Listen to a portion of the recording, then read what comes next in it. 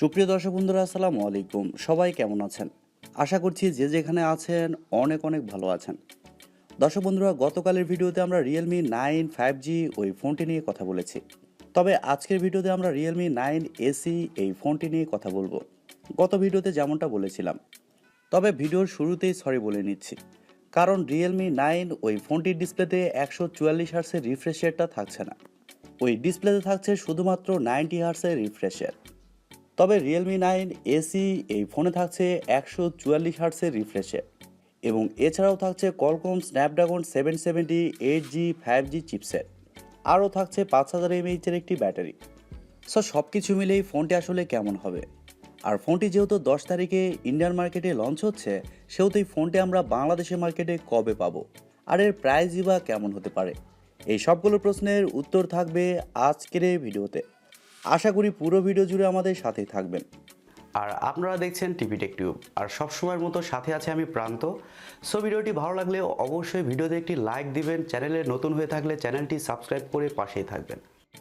প্রথমে যদি ফোনটির ডিজাইন এবং বিল্ড কোয়ালিটি নিয়ে কথা বলি, তাহলে Realme 9 এবং Realme 9 AC এই দুইটির ফোনের ডিজাইনটা মোটামুটি সিমিলারই হতে চলেছে। তবে ক্যামেরা মডিউলে কিছুটা পরিবর্তন থাকবে, আপনারা স্ক্রিনে দেখতেই পাচ্ছেন। ফোনটির ব্যাক সাইডে এবং ফ্রেমে থাকবে প্লাস্টিক, আর ব্যাক সাইডেই উপরের অংশে বাম সাইডে থাকবে এই ফোনটির ট্রিপল ক্যামেরা সেটআপ, আর একেবারে নিচের দিকে থাকবে রিয়েলমির ব্র্যান্ডিং। আর ফোনটির সামনে আসলে আপনারা পেয়ে যাচ্ছেন একটি ফুল ভিউ ডিসপ্লে, যার উপর অংশে বাম সাইডে কাট আউটের মাধ্যমে বসানো থাকছে সেলফি ক্যামেরাটি। তবে এই ফোনে থাকছে সাইড মাউন্টেন ফিঙ্গারপ্রিন্ট সেন্সর, যা যথেষ্ট ফাস্ট এবং অ্যাকুরেট হবে বলে জানা গিয়েছে। আর পোর্টস অ্যান্ড বাটন হিসাবে এই ফোনটিতে সব ধরনের পোর্টস অ্যান্ড বাটনও আপনারা পেয়ে যাবেন, যেমন 3.5mm headphone jack, type C slot ইত্যাদি। আর ফোনটিতে দুইটি সিম কার্ডের পাশাপাশি একটি মাইক্রো এসডি কার্ডও ব্যবহারের সুযোগ পাচ্ছেন। তবে এখনও পর্যন্ত এই ফোনটির ওজন এবং থিকনেস সম্পর্কে কিছুই জানা যায়নি। আর ফোনটি দুইটি অথবা তিনটি কালারে আসতে পারে, ব্ল্যাক, ব্লু ইত্যাদি। সো ওভারঅল সব কিছু মিলেই ফোনটির ডিজাইন এবং বিল্ড কোয়ালিটি আপনাদের কাছে কেমন লেগেছে কমেন্ট করে আপনাদের মূল্যবান মতামত অবশ্যই জানাবেন। আর আমার কাছে ওই ফোনটির ডিজাইন মোটামুটি ভালোই মনে হচ্ছে, বাকিটা লঞ্চ হওয়ার পরেই বোঝা যাবে।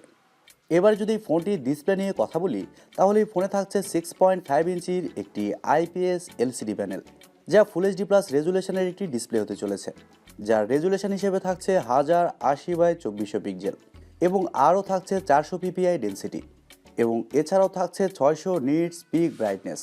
তবে ডিসপ্লের সবচেয়ে আকর্ষণীয় পার্ট হচ্ছে ডিসপ্লেতে থাকছে 144 হার্টসের রিফ্রেশের, তাও আবার অ্যাডাপটিভ রিফ্রেশের, যার কারণে ফোনটির ডিসপ্লে টাচ রেসপন্স কিন্তু দুর্দান্ত হবে। বিশেষ করে যারা ফোনে গেমিং করেন তাদের জন্য এই রিফ্রেশারটা কিন্তু খুবই কাজে দিবে।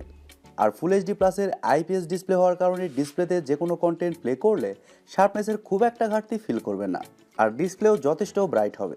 ওভারঅল বাজেট বিবেচনায় ডিসপ্লে সেকশন ঠিকই আছে, একেবারেও খারাপ বলা ঠিক হবে না। ফোনটির সফটওয়্যার এবং পারফরমেন্স নিয়ে যদি কথা বলি, তাহলে এই ফোনে থাকছে Android 12 based on Realme UI 3.0। আর আমি প্রথমে বলেছি ফোনটিতে চিপসেট হিসেবে থাকছে Qualcomm Snapdragon 770 8G, যা একটি 5G চিপসেট। এই চিপসেটটি মূলত 6nm আর্কিটেকচারে তৈরি করা একটি অক্টাকোর প্রসেসর এবং জিপি হিসেবে থাকছে Adreno 642L। Qualcomm Snapdragon 770 8G এই চিপসেটটা কিন্তু যথেষ্ট পাওয়ারফুল এবং খুব ভালো একটি চিপসেট, যার কারণে ফোনটিতে যে কোনো হাই লেভেলের গেমস মিডিয়াম টু হাই সেটিংসে খুব ভালোভাবে প্লে করতে পারবেন। আর মাল্টিটাস্কিং বা ভিডিও এডিটিংয়ের মতো কাজগুলো খুব সহজেই করতে পারবেন। এদিক দিয়ে সেরকম কোনো সমস্যা কিন্তু হচ্ছে না। আর ফোনটি লং টাইম ব্যবহার করলে ফোনটি কিন্তু খুব গরম হবে না। এক কথায় বলতে গেলে Snapdragon 770 8G এই চিপসেটটা 5G চিপসেটের মধ্যে খুবই ভালো একটি চিপসেট। ফোনটি সম্ভবত দুইটি ভেরিয়েন্টে আসতে পারে, 6GB র্যাম 128GB রম এবং 8GB র্যাম 128GB রম।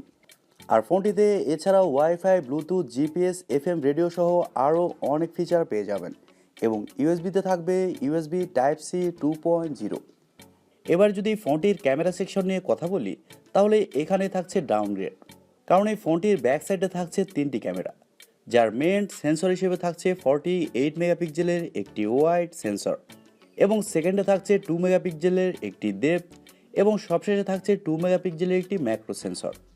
তবে তথ্যটি কিন্তু অ্যাকর্ডিং টু লিকস, এখানে 8 মেগাপিক্সেলের একটি আলট্রাওয়াইড সেন্সরও থাকতে পারে। আর ফোনটির ব্যাক ক্যামেরাতে আপনারা সর্বোচ্চ 4K-তে শ্যুট করতে পারছেন। এটি অবশ্যই একটি ভালো দিক বলবো। তবে রিয়েলমি 9 ওই ফোনটির ক্যামেরা দিয়ে আপনারা শুধুমাত্র 1080p-তেই শ্যুট করতে পারছেন। আর ফোনটির সামনে আসলে আপনারা পেয়ে যাচ্ছেন 16 মেগাপিক্সেলের একটি ওয়াইড সেন্সর। তবে সেলফি ক্যামেরা দিয়ে আপনারা শুধুমাত্র 1080p-তেই শ্যুট করতে পারছেন। ফটো কোয়ালিটির কথা বলতে গেলেই ফোনটির ফটো কোয়ালিটি অ্যাভারেজ হবে, কারণ এই ফোনটিতে গেমিংয়ের দিকেই বেশি ফোকাস দেওয়া হয়েছে। এবার আসলে আমাদের দেখার পালা রিয়েলমি এই ফোনটির ফটো কোয়ালিটি এবং ভিডিও কোয়ালিটি কতটা বেটার করতে পারে। এবার যদি এই ফোনটির ব্যাটারি এবং চার্জার নিয়ে কথা বলি, তাহলে ফোনে থাকছে 5000 mAh-এর একটি ব্যাটারি।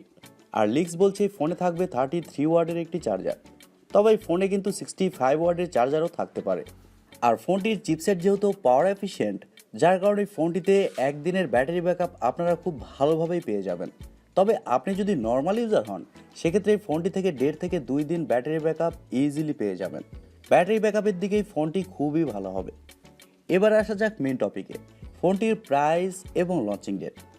প্রথমে বলেছি ফোনটি 10 তারিখে ইন্ডিয়ান মার্কেটে লঞ্চ হবে, 10 মার্চ।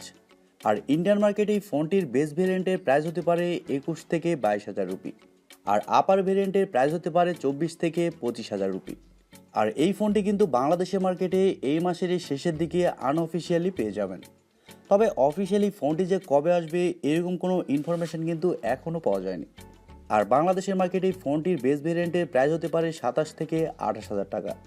আর আপার ভেরিয়েন্টের প্রাইস হতে পারে 31 থেকে 32,000 টাকা। কিন্তু প্রাইসের ব্যাপারটা বাংলাদেশের মার্কেটে কম বেশি কিন্তু হতে পারে, এটি আগেই বলে রাখছি। আর ফোনটি কিন্তু সব কিছু মিলিয়ে ভালো কিছু অফার করছে।